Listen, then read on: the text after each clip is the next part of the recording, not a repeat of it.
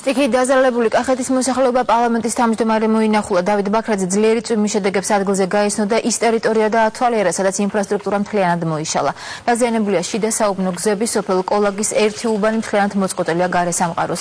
პარლამენტის თავმჯდომარემ განაცხადა, რომ მოსახლეობის დახმარება და ინფრასტრუქტურის აღდგენა მალე დაიწყება, ამ ეტაპზე კი გზის გაწმენდითი სამუშაოები მიმდინარეობს.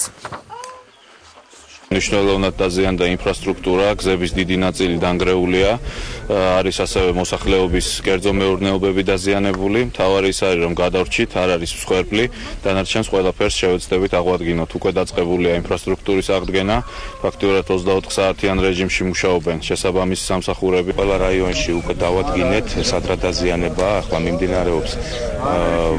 ამ ყველაფრის დათვლა თუ თანხმობრივად რამდენია და ცენტრალური ბიუჯეტიდან და ადგილობრივი ბიუჯეტის სახსრებით ჩვენ უკვე დავიწყებთ ამ ინფრასტრუქტურის აღდგენას. გამოადანია ღვარი. აი დახრამა ეს ძირი გზა წაგვართვა.